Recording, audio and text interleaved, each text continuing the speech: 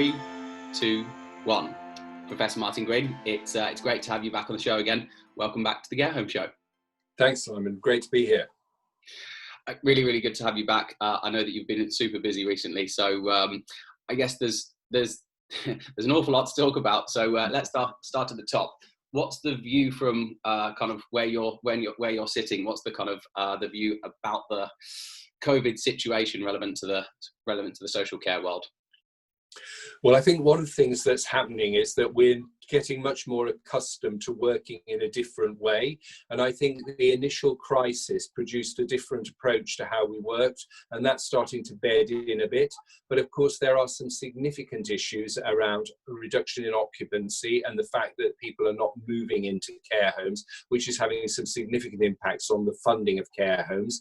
There's also still the issues around PPE. There's still the issues around testing, and also around the interface between primary care and care homes. So the big issues that were here at the start of the pandemic are still here, but are slightly changed in terms of there being a more, should we say, equalised pattern, and we're trying to do more specific firefighting rather than it having to be about the whole of the system, because in some areas the system is starting to bed in and work better, but there are still issues about PPE, still issues about testing, and also there are serious issues about funding, despite the fact that in the space of about 16 weeks, the government's put 4 billion into social care, but they've stupidly put it through local authorities. So that has not reached the front line, and that has been the government's mistake, and they must be accountable for that. Well, we'll definitely get into all of those various different points, but I think you certainly covered off the important stuff from a high level. So before we get talking about the kind of the dynamics of what's been going on, I know you've been super busy recently. So tell me a little bit about, so how has Care England been supporting care home operators throughout the COVID outbreak? Well, we've tried to do things in two specific ways. So the first thing we've been doing is we've been doing daily bulletins 7 days a week to our members, so that all the latest information that's coming through, which has relevance to COVID, we're making sure that that is going straight out to our members. We're also doing quite a lot of work with our members around troubleshooting, identifying areas where there are problems and then trying to intervene where we possibly can. We've also done quite a lot in terms of making sure that there are resources available for things like PPE, and we have got some really good resources on our website so that people can access PPE. We've tried also to act as a conduit between our members and the government so that they can hear directly what the issues in social care are. So we've been doing quite a lot of that. We've also been conscious we need to raise the profile of social care, and we've been doing a lot of work in the media to try and make sure that social care is not forgotten when we're discussing issues in this pandemic. We have done quite a bit as well around interface with Parliament. So we've been doing individual briefings for members of Parliament so that they are clear about what the impacts of COVID are on the social care sector. I have done evidence sessions with the Health Select Committee, really trying to show them what the big issues are. We're in weekly contact not only with the Minister, but also with the shadow team. And I have given briefings to the Leader of the Opposition, Sir Keir Starmer, also to Jonathan Ashworth, the Shadow Secretary of State, and Liz Kendall, the Shadow Minister. And in fact, we have very regular contact with Liz Kendall.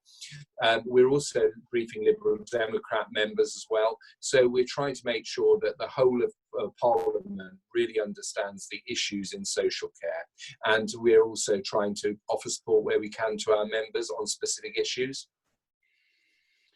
Well, I knew you've been busy, but I didn't realise you'd been covering all of that ground. So, well, firstly, thank you, obviously, for doing everything that you are doing at the moment, Martin. I think I can imagine it's probably like most of the sector, but I can imagine what you're doing at the moment is quite relentless. But it certainly sounds like you're having a great impact, which is very, very important when the set of circumstances is quite as crazy as it is at the moment. So.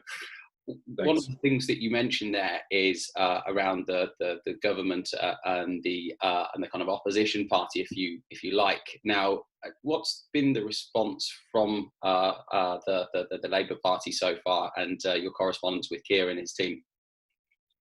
Well, they've been very clear that they want to be supportive. And I think one of the things that's been great about the opposition team is they have said they want to be constructive in their approach. They're very good in terms of their engagement with social care. So they want to hear what the issues are and they want to take that up in a constructive way.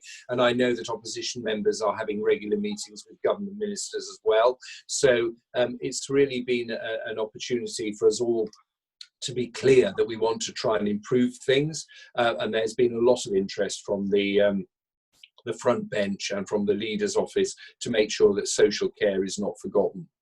Mm. And I mean that's good to hear. It's typically the world is a better place when we have kind of a good opposition party in place. So it's good to hear that their approach is one of pragmatism. So that's good. What's your view on how the government has supported the care sector so far?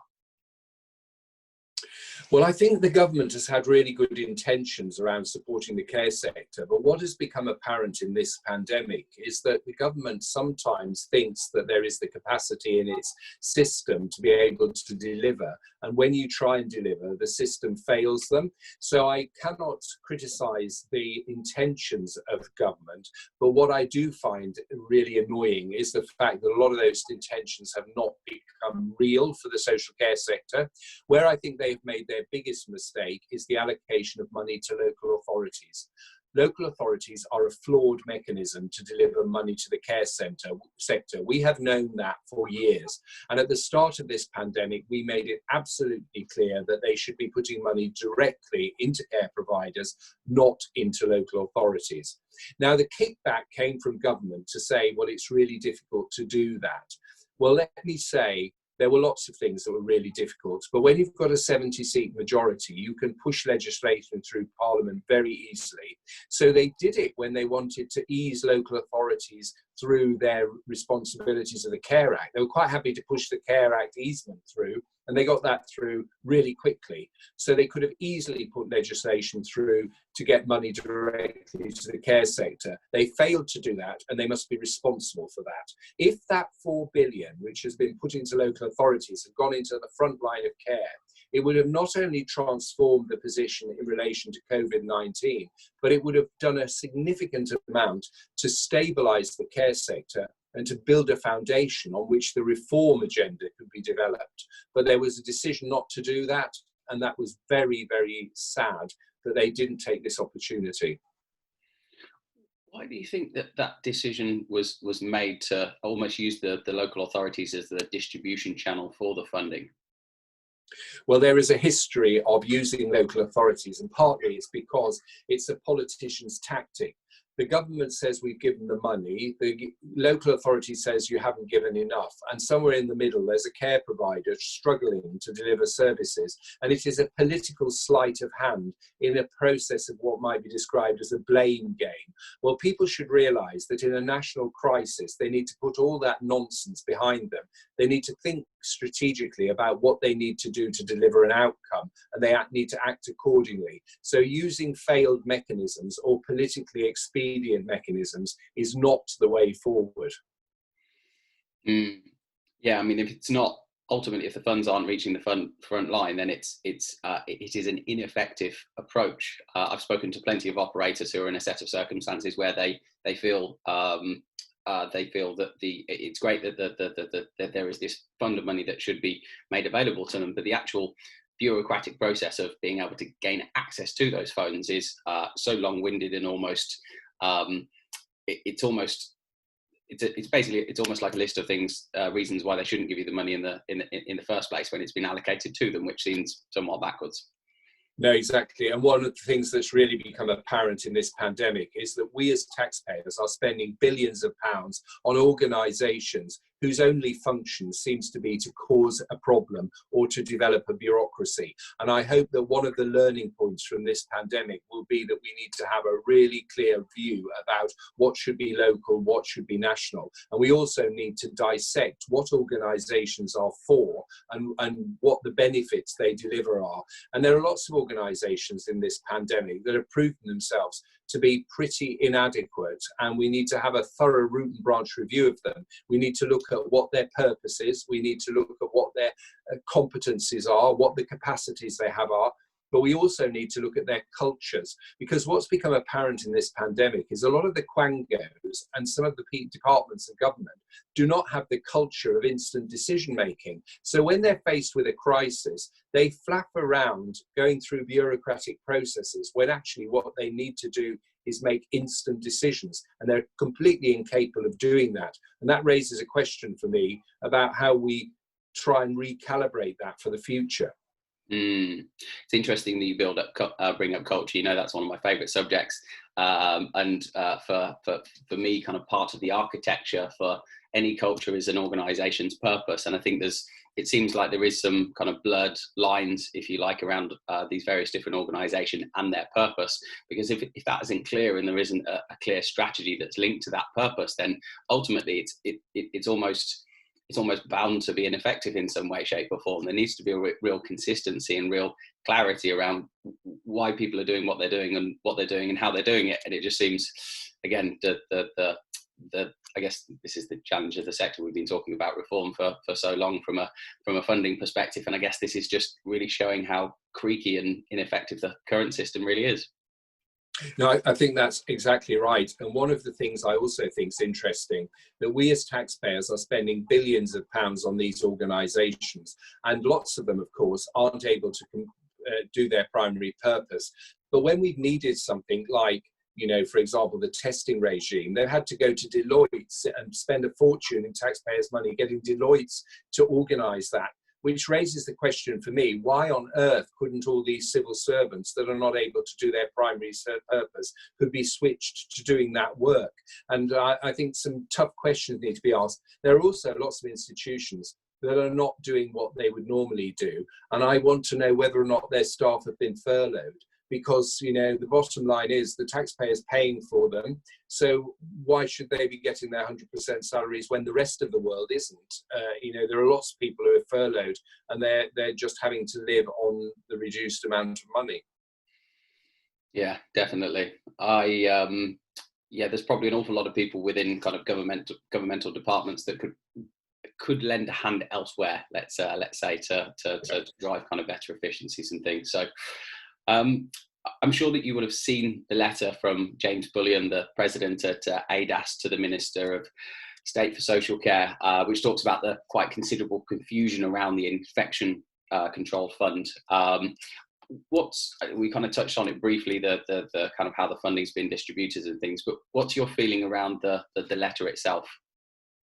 Well, I think one of the problems is that it really underlines why we shouldn't have sent it through local authorities, because they're all endlessly confused. But of course, it's the confusion of their own making. And what I want to know as well is, why is now the focus suddenly on the 600 million? I want the focus to be on the 3.2 billion that went out before the 600 million. And I want to know how that's been apportioned. The 600 million was specific for infection control, and partly it was a recognition that the 3.2 billion hadn't reached the front line. So there was an attempt to put more money into care services. But because they put it through the same mechanism, the local authority, then there is endless confusion. And I do not understand why we have to have 150 different views about how things are to be spent, or the 150 different processes that people have to go through. In the Republic of Ireland, the government made a clear decision to give the money directly to the care provider with very few strings, and it was about maintaining the safety of residents and the sustainability of the organisation. And that's exactly what our government should have done. But because of the way in which they delivered this money, it won't have the impact that it should have. And in a way, as a politician, they should realise that what they've done is they have brought defeat from the jaws of victory. They should have been full of plaudits about the fact that £4 billion has been put into social care within 16 weeks. And how anybody can turn that into a bad news story is beyond me. Well, the reason it's turned into a bad news story is they've left it to the discretion of local authorities, and they should not do it. But they never learn their lesson. They've done this consistently year on year. All governments do it. And it's time at the end of this pandemic to take a long, hard look about what's local, what's national, and also a long, hard look as to why local authorities do things differently and why there's no mechanism to disseminate good practice and to standardize things across the system that need to be standardized. Do you know what the driving force, not the reason, if you like, but okay, so how have Northern Ireland managed to come to that decision that that was the right thing to do and then execute upon it? And then in England, that hasn't seemed to have, well, it hasn't happened. Well, it wasn't Northern Ireland, it was the Republic of Ireland. Oh, and so it's not about our different jurisdictions, it's about another country. But another country saw a crisis and responded with a direct support to care providers. Now, if they can do it in the Republic, there is no reason why they can't do it here. I mean, it certainly seems so, because it's a real live use case. It's a government. They've had funding. They've looked at, to your point, they've looked at the crisis and they thought to themselves, how can we try and address this in the most effective and efficient way possible? Yeah, indeed. It's a shame. So what's your, I guess, view and kind of understanding around, so why has there been such a massive variance around how local authorities have responded to the whole COVID situation? Well, the difference is that local authorities are laws unto themselves. There is nobody who checks and balances them. And of course, the nonsense that's always talked about, oh, well, you know, they're elected, so in 5 years' time, you can identify, you know, whether you thought they did a good job. Well, the bottom line is a lot of this money is coming from the taxpayer at a national level, and we should expect some clarity about how it's spent. And I still don't know why there's this endless difference in lots of local authorities. And in fact, in the past, I've had local authorities that have been close to one another.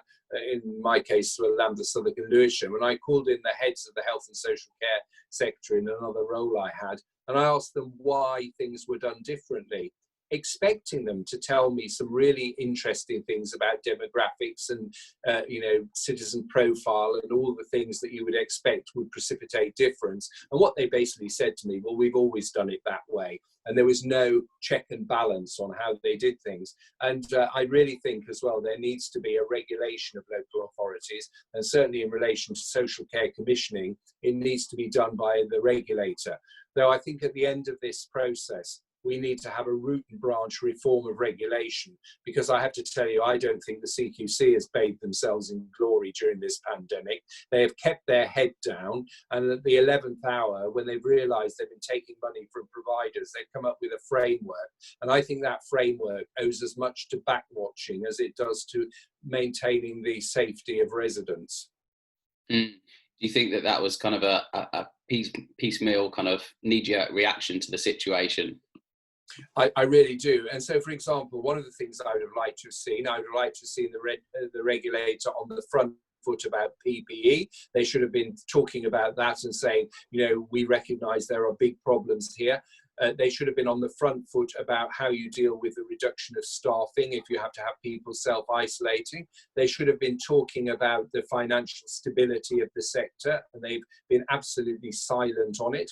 So all these things I would have expected them to do. I would have also expected them as an integrated regulator to be joining the dots between what's been going on in primary care and what's been going on in the care sector. So if you remember at the start of this pandemic, we saw outrageous behaviour from some GPs in primary care writing letters to care homes saying, we will not come in, we will not send people to hospital. And in some cases saying you should put do not resuscitate on the notes of the residents.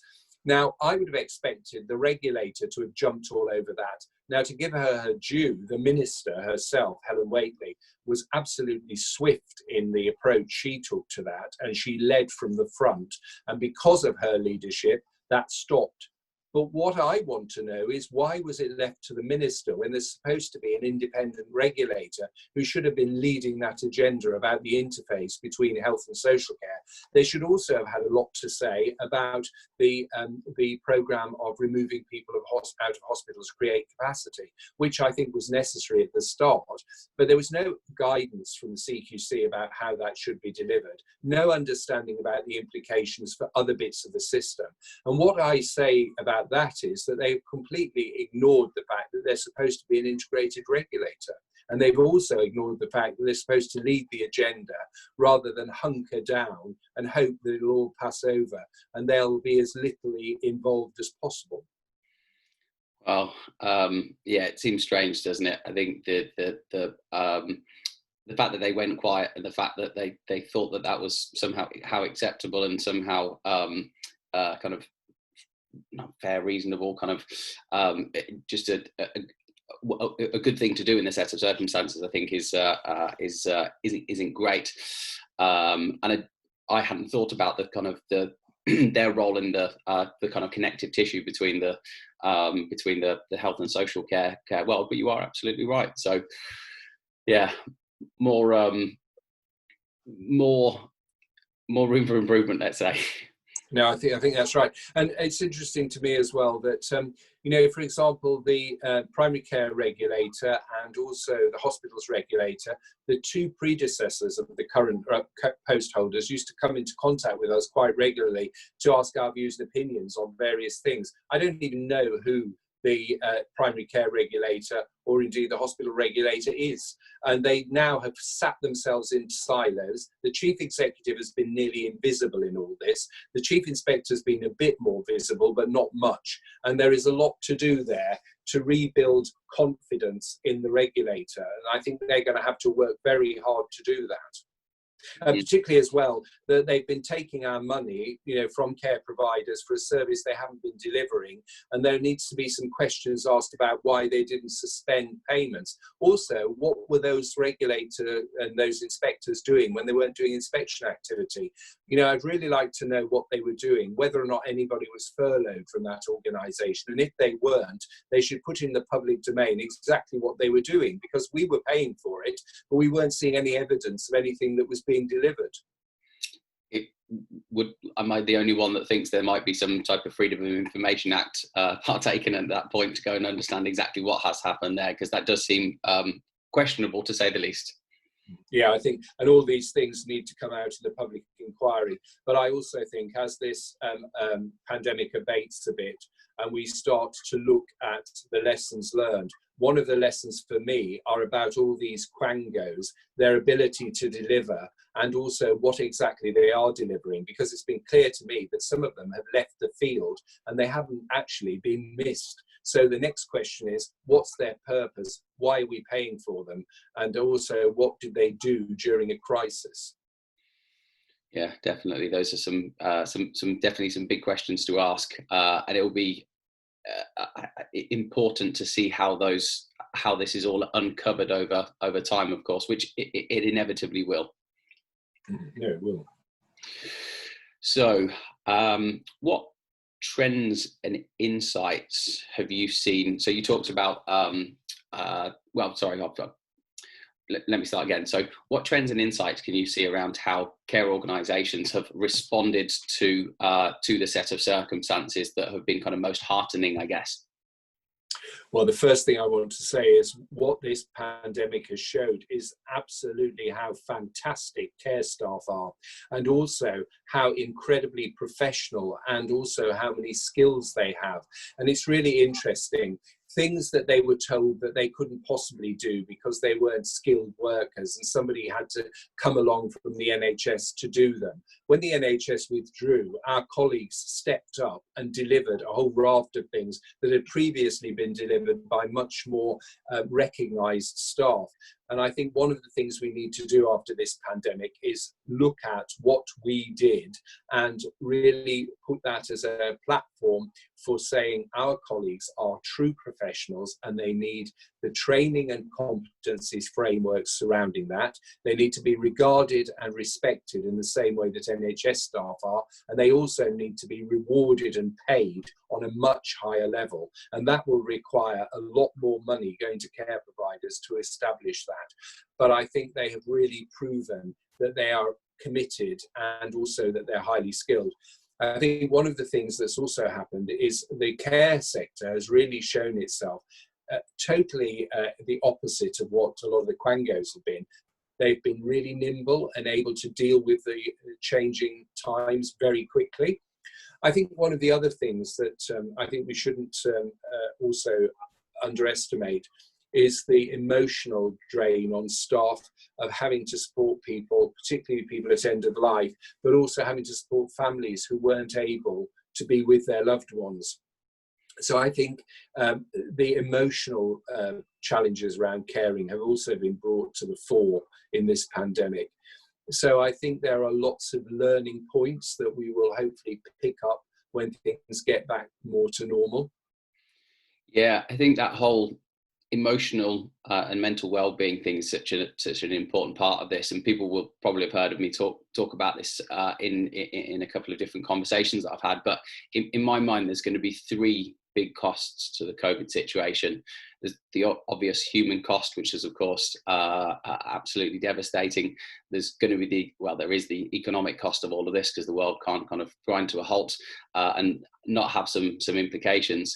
But there's also going to be the mental health cost. And I mean, with that in mind, in your view, so what's the best way for the leaders of care organisations to listen to hear, and to understand their teams, so that their teams understand that they have the support kind of networks and frameworks that they need?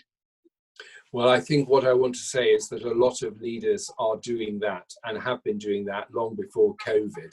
And I think we saw on the Newsnight example how that wonderful team from MHA was supporting one another, and it was from the chief executive right the way through the organisation. There was peer-to-peer support, there was support from management, and I see that in so many of my big members, and I see it also the connections that happen in smaller members, where the owner or manager is really connecting with their teams. And one of the things this has brought out is that it really is a team occupation, care, and nobody can deliver it without a really good team of people who are mutually supportive. I think as we come out of it, we need to think, though, about whether or not there's some more structured support that might be necessary.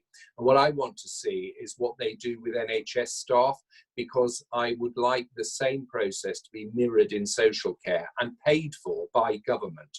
The NHS will be paid for by government because they've had a bottom pit of money, and I would expect that social care's support needs will also be taken account of and paid for by government. Well, that will of course happen, because Matt Hancock has said that there will be parity between the two organisations. So let's hope that that is absolutely the case. And I'm sure that if you see any signs that that isn't happening, that you'll be the first to call them out on that, Martin. So Well, I think one of the things we as a sector need to do, though, is have our own plan about what parity looks like, because I think we need to lead that agenda. He's made that statement and I welcome it, but now we have to put some flesh on the bones of it. Definitely. What do you think that process could look like, Martin?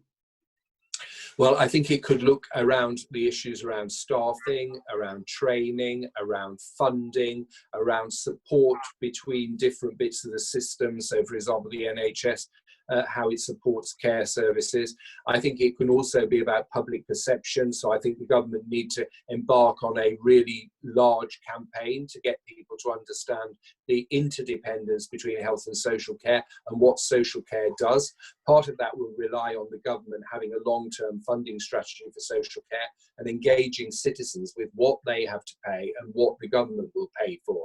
So this is going to be a big task. It's going to have to be done in bite-sized chunks, but there are lots of elements where, if you're looking at the word parity, in terms of the public perception, well, we've had 70 years of positive public perceptions around the NHS. So the government is going to have to think very carefully about how they accelerate people's view about social care and how they get that same public commitment to the social care sector as they've got to the NHS. Definitely. How do you feel about the rise of awareness around the care home and wider social care market? Well, I think it's a good thing. I think that people need to understand it more. I think there are dangers, though, and as we move to a different stage of this pandemic, and we're already starting to see parts of it, there is this attempt to criticise care providers because they might happen to be private companies.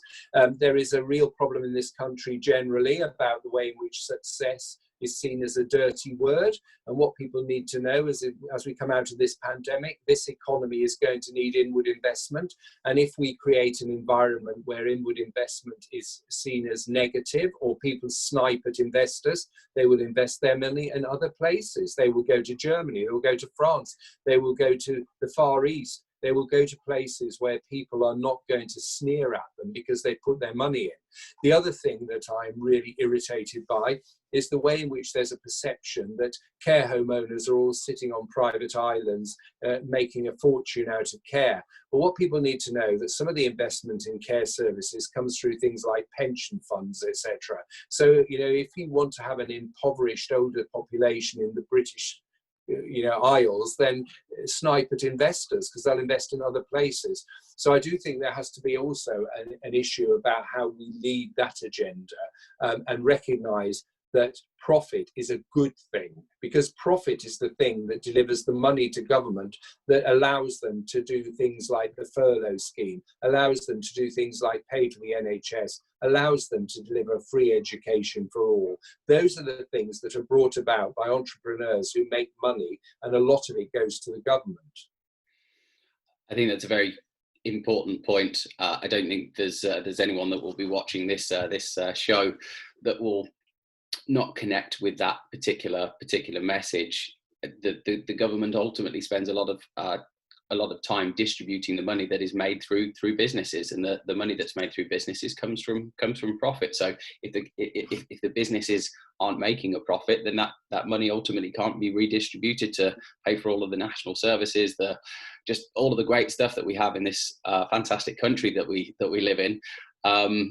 Yeah, and the other point that I think people don't realise is that also every employee in an organisation is paying national insurance, every employer is paying national insurance, every employee is probably paying income tax, every employee is certainly paying VAT on everything they buy.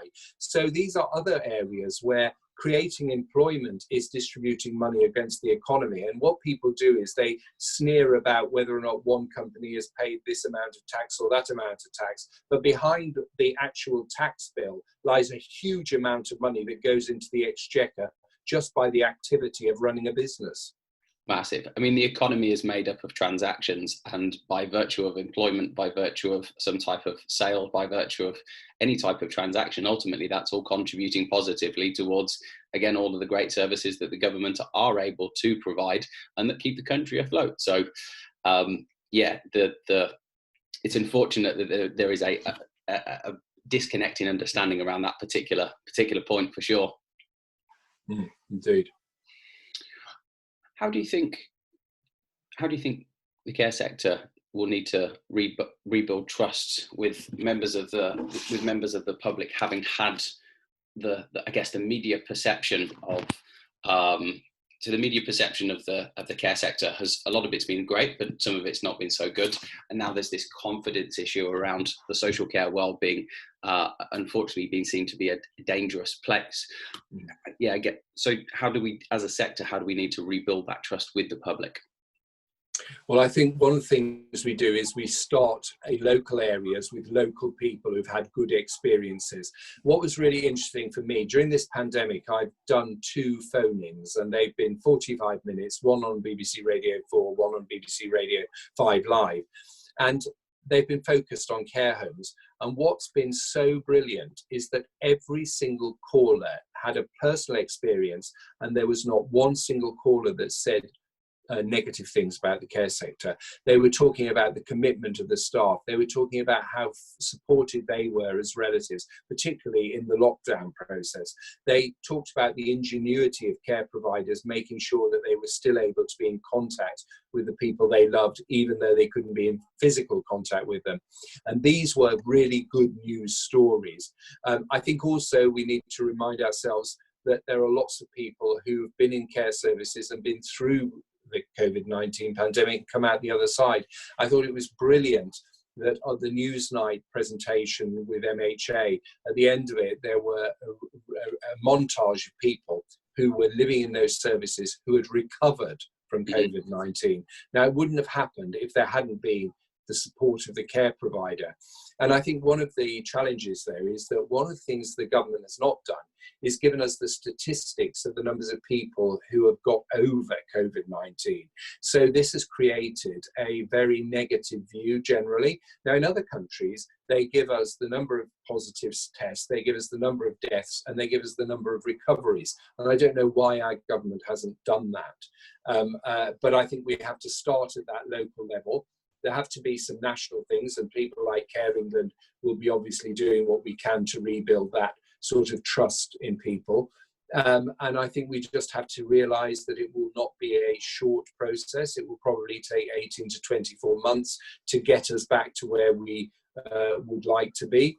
And that will also mean that the government should find some way of supporting the care sector over that transition, because occupancy levels are going to be lower, and that will have a bottom line effect in terms of the sustainability of some businesses. So I think we've got to work cooperatively together from the ground up to re-establish that connection. Definitely. How do you envisage, when you think about the future of the sector, how do you envisage it? Well, I think the future, we need to start thinking about flexing the model. I think we need to think about the provision of residential care, but I think we also need to think, well, what can we do to support people in communities in our residential units? How do we reach out to those local areas? How do we support carers who might be looking after somebody living with dementia? Can we provide more respite? Can we provide more daycare? Can we provide more night support services? Are there ways in which some of our other services, like the laundry, etc., might be available for people in our locality at a cost? How can we access people's direct payments in order to deliver some useful services to them? So I think we are going to have to think really clearly about that. And the other thing we're going to have to do, and it's been really well done during this pandemic, is start thinking about how we use technology and how that delivers better outcomes and also more efficiency, and also puts staff in the direct caring role rather than an administration role. So I think there's a lot that we can do, and I think technology and innovation are going to be at the absolute cornerstones of that development. Definitely.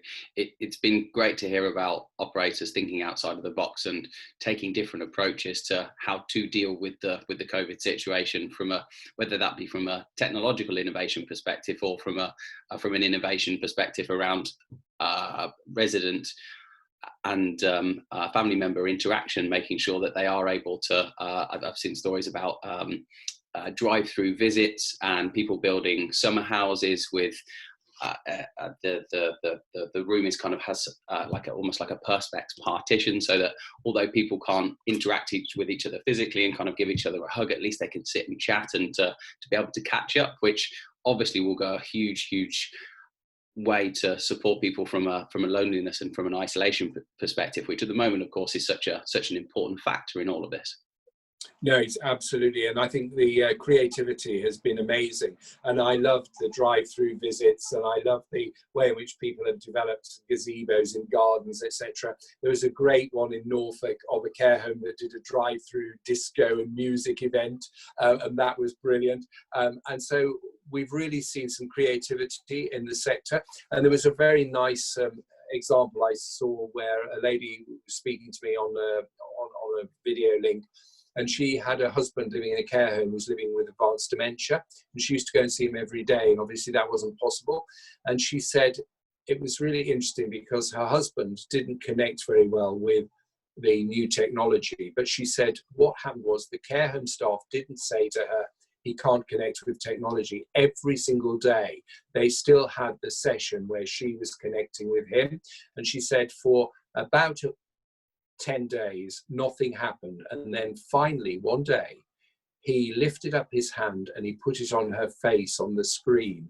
And she said that had never happened, even when she'd been in the room with him for years. And so that was a really good example. But what I thought was great about that, the care home staff did not say, oh, well, he can't engage with technology, we're not going to try.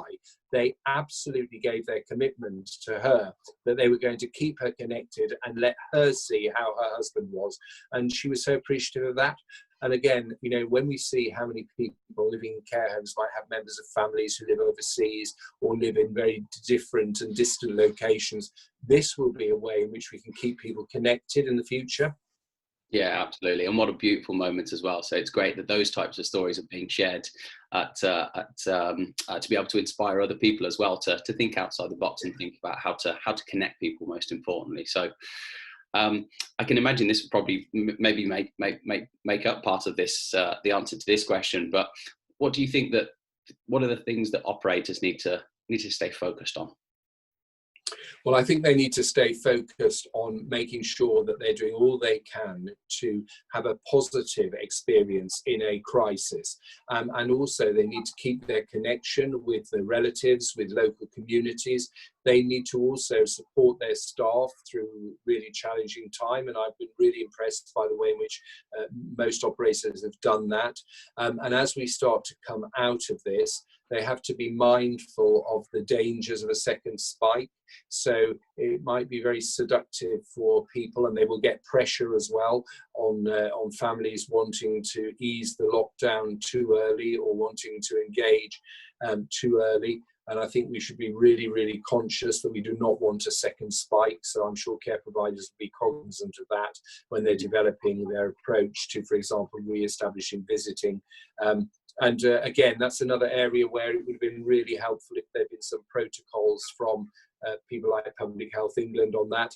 I know lots of care providers are doing their own. Care England is at the moment doing something as well, just to make sure that people have a bit of a framework on how to do safe connections between families. Yeah, definitely. And what do you believe the important things for operators must try and stay positive about? Well, I think they must remind themselves how well they've responded in a crisis, and that shows their flexibility. It also shows the commitment they have and that their staff have to the primary purpose of supporting people. I think they should also be mindful of the fact that they do need to rebuild, as you say, people's perspectives on social care. So they might want to start engaging with the local media, particularly if they're doing things like the drive-through disco, or indeed that connection and how they kept people in touch with one another. They need to also nurture their staff. Their staff have done an amazing job in these really tough times, and they need to realise that as things get to a new normal, there'll be a lot of residual issues that staff want to process, and particularly those staff who've been involved in services where they've lost a lot of people, and we should really focus on how we support them. So I think those are the areas that I would focus on. And of course, the other area is about financial sustainability and how they can build occupancy levels back, and also the conversations about what it really costs to deliver care. And we need to be tougher in our negotiations with local authorities. Here. Ain't that the truth, eh? So any final words to wrap things up before we finish for the day? Well, my only final thing is to say I'm immensely proud of what this sector has done in a crisis, and all the colleagues who've worked so tirelessly, who've given so much commitment, and sadly as well those colleagues who've given their lives for other people. And one of the things that we must make sure we do is we must honour those colleagues who have died when this pandemic is over. We must find some way to honour their memory, and also to see them as the beacon of commitment this sector has shown in a truly unparalleled emergency. Yeah, I think that's really important. So, Martin, as ever, real pleasure having you on the show. Thank you so much for everything that you're doing. I really appreciate you, and thank you so much for taking the time today. So, Martin, a real pleasure. Thanks a lot, Simon. Bye.